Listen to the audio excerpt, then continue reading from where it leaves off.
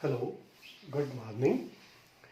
This is my 10th December's lecture, and today we shall discuss about the obstruction in alternating current. इससे पहले वाली classes के अंदर हम लोगों ने अल्टरनेटिंग करंट से रिलेटेड कुछ टर्म्स और बेसिक कंसेप्ट डिस्कस कर लिए थे. अब हम लोग ऑब्स्ट्रक्शन के बारे में बात करेंगे. Obstruction offered in alternating current, इससे पहले हम लोगों ने obstruction offered in direct current पढ़ लिया था. चैप्टर 3 के अंदर जो करंट पढ़ी थी वो डायरेक्ट करंट थी, और अब हम लोग पढ़ रहे अल्टरनेटिंग करंट. डायरेक्ट करंट को कंट्रोल करने के लिए एक ही एलिमेंट होता है, and that is nothing but resistance wire या कंडक्टिंग वायर. यही इसी के एटम्स करंट फ्लो के अंदर ऑब्स्ट्रक्शन ऑफर करते हैं, जिसकी वजह से करंट ऑब्स्ट्रक्ट होती है. यहाँ पर अल्टरनेटिंग करंट को ऑब्स्ट्रक्ट करने के लिए हमारे पास 3 एलिमेंट होते हैं. पहला रेजिस्टर वायर एज यूजुअल, दूसरा होता है हमारे पास इंडक्टिव कॉइल, और तीसरा होता है कैपेसिटर. ये 3 चीजें अल्टरनेटिंग करंट को ऑब्स्ट्रक्ट करने या कंट्रोल करने के काम में आती है. तो यहाँ पर हमारे पास ऑब्स्ट्रक्शन जनरल टर्म के अंदर अगर अपन बात करें, obstruction in alternating current that is called impedance. Z से रिप्रेजेंट करते हैं इसको, और ओम ही इसका क्या होता है, सिंबल होता है. ऑब्स्ट्रक्शन इन AC के अंदर अल्टरनेटिंग करंट में जो भी ऑब्स्ट्रक्शन होता है, चाहे वो इन रेजिस्टेंट वायर से हो यानी कंडक्टिंग वायर से हो, या इंडक्टिव कॉइल से हो, या कैपेसिटर से हो, तीनों में से किसी से भी हो, हर एक के अंदर हमारे पास क्या होगा, जो ऑब्स्ट्रक्शन है वो उस ऑब्स्ट्रक्शन को, चाहे रेजिस्टेंस हो, किसी से भी हो, उससे हम लोग बोलेंगे इंपीडेंस. और इंपीडेंस का रेसिप्रोकल होता है एडमिटेंस, जिसके अंदर वो कैरेक्टर जिसकी वजह से किसी भी एलिमेंट के अंदर करंट फ्लो होती है वो एडमिटेंस, और जिस फिनोमिनन की वजह से या रीजन की वजह से करंट ऑब्स्ट्रक्ट होती है वो इम्पीडेंस. इम्पीडेंस को Z से रिप्रेजेंट करते हैं और ओम के अंदर मेजर किया जाता है. एडमिटेंस को हम लोग मो से रिप्रेजेंट करते हैं, और एडमिटेंस के लिए कोई पर्टिकुलर सिंबल फिक्स नहीं है. ये अपनी फैसिलिटी के अकॉर्डिंग हम लोग इसे कोई भी नेम्स वगैरह दे देते हैं. अब यहाँ पर हमारे पास क्या होगा कि 3 एलिमेंट इस इम्पीडेंस के अंदर होता है. पहला कौन सा होगा, रेजिस्टेंस या रेजिस्टर, रेजिस्टेंस वायर. दूसरा होता है इंडक्टिव कॉइल,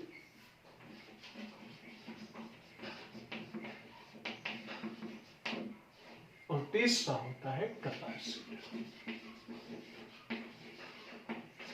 इन तीनों की वजह से इनमें से कोई सा भी एक, इनमें से कोई से भी 2 या तीनों, इनकी वजह से जो ऑब्स्ट्रक्शन होगा वो ऑब्स्ट्रक्शन क्या कहलाएगा, इम्पीडेंस कहलाएगा. Z से रिप्रेजेंट करेंगे, और ऑब्स्ट्रक्शन हम लोग ओम में ही मेजर करते हैं. सिंबल ये है. एडमिटेंस इसका रेसिप्रोकल है, जिस एडमिटेंस की वजह से करंट अलाउ होती है. ये इम्पीडेंस 2 तरह का होता है हमारे पास. पहला पार्ट आता है आपके पास रियल, जिसे हम लोग रेजिस्टेंस के नाम से जानते हैं. रेजिस्टेंस रेजिस्टर वायर की वजह से होता है, R से डिनोट होता है, ओम के अंदर मेंशन किया जाता है. ये इसका क्या कहलाएगा, रियल पार्ट कहलाएगा, क्योंकि ये केवल मैग्नीट्यूड के अंदर ही चेंजेस करता है. दूसरा पार्ट हमारे पास क्या कहलाएगा, इमेजिनरी पार्ट कहलाएगा. और ये इमेजिनरी पार्ट हमारे पास क्या कहलाएगा, इसको बोलते हैं हम लोग और रिएक्टेंस के नाम से जानते हैं. X से डिनोट करते हैं, ओम के अंदर मेजर किया जाता है. ये इमेजिनरी पार्ट कहलाता है.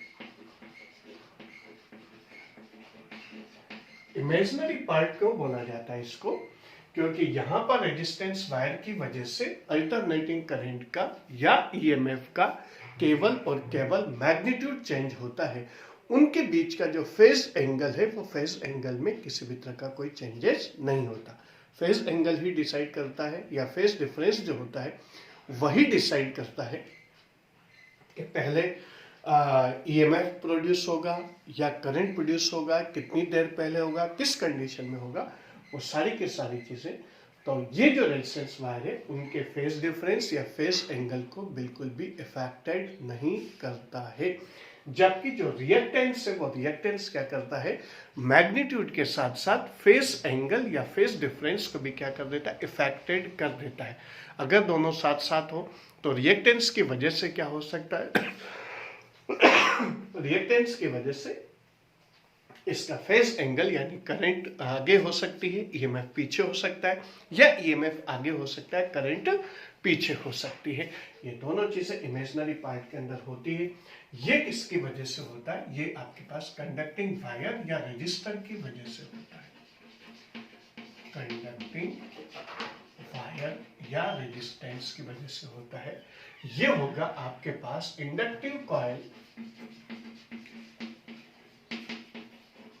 और कैपेसिटर की वजह से, क्योंकि इंडक्टिव कॉइल और कैपेसिटर ये मिलकर के क्या करते हैं, ईएमएफ, ये जो दोनों हैं वो ईएमएफ और फेज एंगल दोनों को, मैग्नीट्यूड और फेज एंगल दोनों को क्या कर देते हैं, ये चेंज कर देते हैं।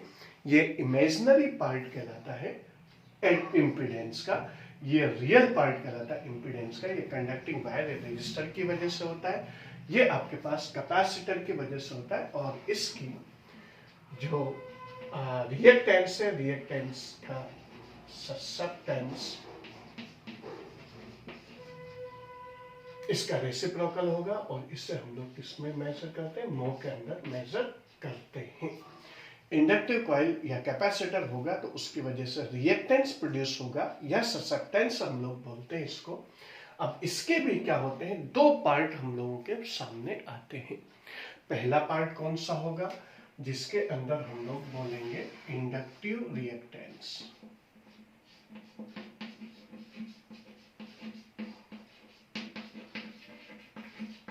जो इंडक्टिव कॉइल की वजह से होता है,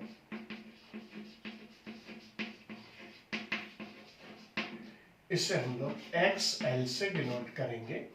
और दूसरा होता है हमारे पास कैपेसिटिव रिएक्टेंस, कैपेसिटर की वजह से होता है, और इसे बोलेंगे हम लोग कैपेसिटिव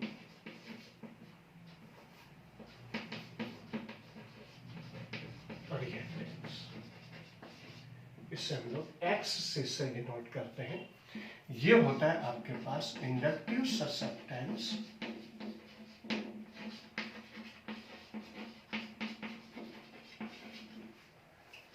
इससे भी हम लोग ओम के अंदर ही मेजर करेंगे, और ये मो के अंदर मेजर किया जाएगा। कैपेसिटिव रिएक्टेंस को भी हम लोग ओम के अंदर मेजर करते हैं, और capacitive susceptance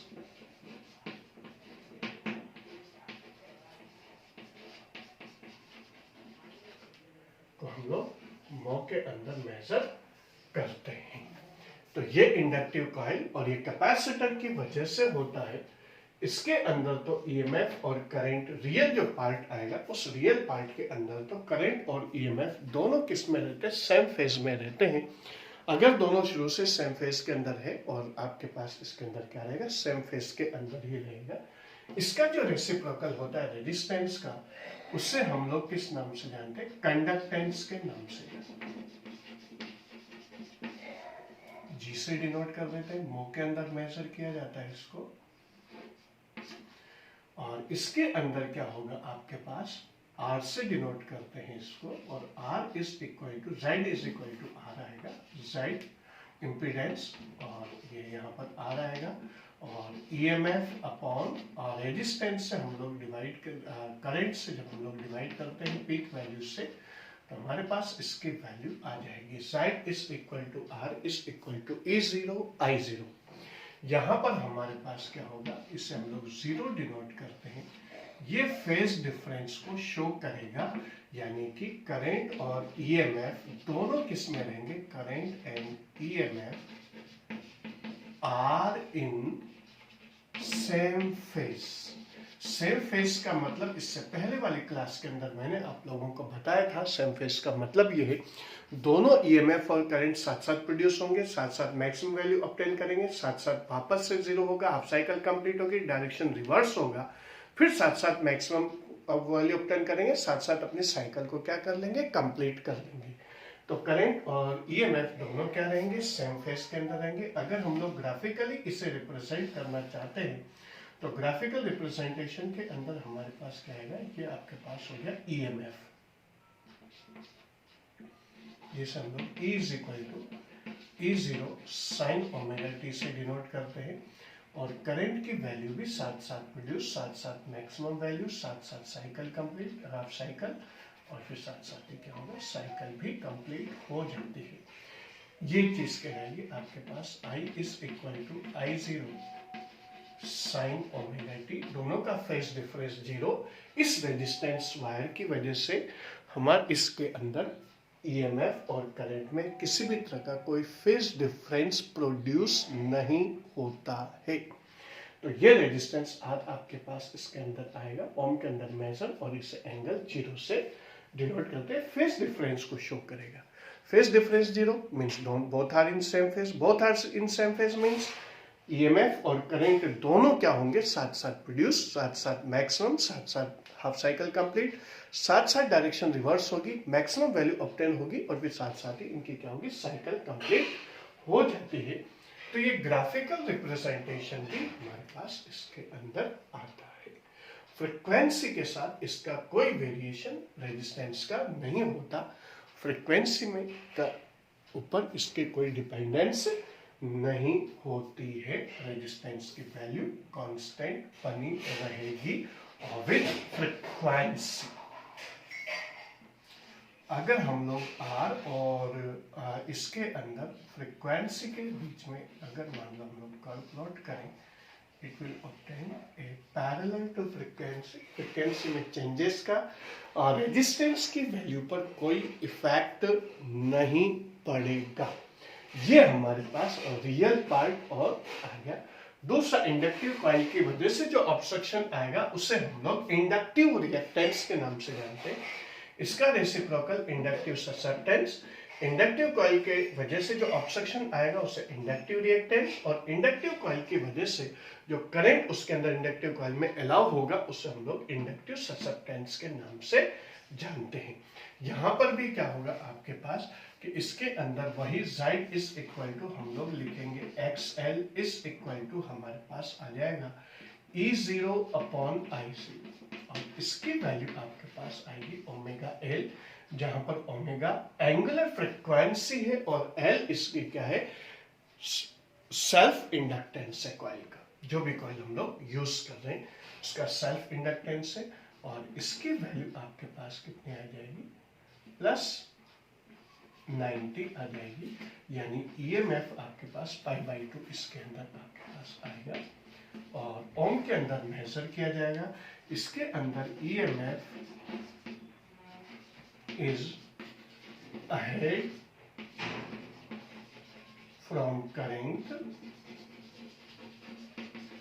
bye π/2 phase angle, π/2 phase angle से ईएमएफ आगे रहेगा और करंट पीछे रहेगी। दैट मीन्स अगर हम लोग ग्राफिकल रिप्रेजेंटेशन की तरफ जाते हैं तो ग्राफिकल रिप्रेजेंटेशन हमारे पास ईएमएफ का तो हम लोग फिक्स कर देते हैं, यहीं से शुरू करेंगे, करंट बाद में शुरू होगी, यहां पर जाकर के ईएमएफ प्रोड्यूस होगा, मैक्सिमम वैल्यू ऑब्टेन होगी। जब ये अपनी मैक्सिमम वैल्यू ऑब्टेन कर लेगी तब करंट इसमें से फ्लो होना शुरू होगा, और आपके पास ग्राफिकल रिप्रेजेंटेशन इस तरह से आएगा। ये आएगा E is equal to E0 sine omega T, और करंट की वैल्यू आएगी I is equal to I0 sine omega T plus π/2।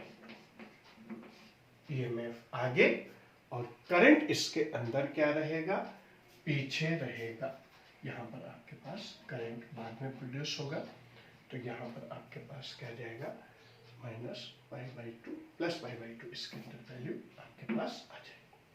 तो ये आपके पास आएगा। अगर फ्रीक्वेंसी और एक्सेल के बीच में कर्व प्लॉट करें हम लोग, तो ये आपके पास XL हो गया, जिसकी वैल्यू कितनी होती है, ओमेगा L होती है। ये फ्रीक्वेंसी, इसको हम लोग 2πfL भी लिख सकते हैं। और ये आपके पास क्या होगा, एक स्ट्रेट लाइन आएगी। जैसे जैसे फ्रीक्वेंसी बढ़ती जाएगी, इंडक्टिव रिएक्टेंस की वैल्यू भी क्या होती जाएगी, बढ़ती चली जाती है। तो यहां पर EMF is ahead from current, इसके अंदर हमारे पास आएगा। ईएमएफ का फेज एंगल ज्यादा होगा, करंट का फेज एंगल कम होगा। अब इसके बाद आता है आपके पास कैपेसिटर की वजह से जो ऑब्स्ट्रक्शन ऑफर होगा उसे, या रिएक्टेंस होगा, उसे हम लोग कैपेसिटिव रिएक्टेंस के नाम से जानते हैं। ओम के अंदर मेजर किया जाएगा। और कैपेसिटिव जो आपके पास ससेप्टेंस है वो आपके पास इसके अंदर कंसीडर होगी। Z is equal to XC से डिनोट करेंगे, E0 अपॉन I0। EMF और करंट का एक्सप्रेशन दोनों के लिए सेम होगा। वैल्यू आएगी 1 अपॉन ओमेगा C, और इसके अंदर एंगल आएगा आपके पास -π/2। ओम के अंदर मेजर किया जाएगा। और फिर उसके बाद इसके अंदर क्या होगा कि current is ahead from EMF by π/2 phase angle. EMF current आगे रहेगी, ईएमएफ पीछे रहेगा। यानी अगर मान लो हम लोग ग्राफिकल रिप्रेजेंटेशन करना चाहते हैं तो ईएमएफ का तो हम लोग फिक्स कर देंगे, ये ईएमएफ हो गया आपके पास। और करंट की वैल्यू क्या होगी, पहले प्रोड्यूस हो जाएगी। तो ये क्या होगी, करंट पहले प्रोड्यूस, जब करंट मैक्सिमम वैल्यू ऑब्टेन कर लेगी तब जाकर के ईएमएफ की वैल्यू प्रोड्यूस होगी। और फिर उसके बाद करंट की हाफ साइकिल भी पहले ही कंप्लीट हो जाएगी। This is E is equal to E0 sine omega T, और इसकी वैल्यू आएगी I is equal to I0 sine omega T plus pi. ये हमारे पास इसके अंदर वैल्यू रहेगी, क्योंकि यहां पर हमारे पास क्या आ रहा है कि फ्रीक्वेंसी और इसके अंदर वैल्यू के अंदर चेंजेस आएगा। अगर हम लोग इसकी value XC is equal to 1 upon omega C, और इधर फ्रीक्वेंसी के बीच में कर्व प्लॉट करेंगे तो जैसे जैसे फ्रीक्वेंसी बढ़ती जाएगी इसकी वैल्यू XC की वैल्यू क्या होती जाएगी, डिक्रीज होती चली जाती है। तो यहां पर हमारे पास इसके अंदर वैल्यू रहती है।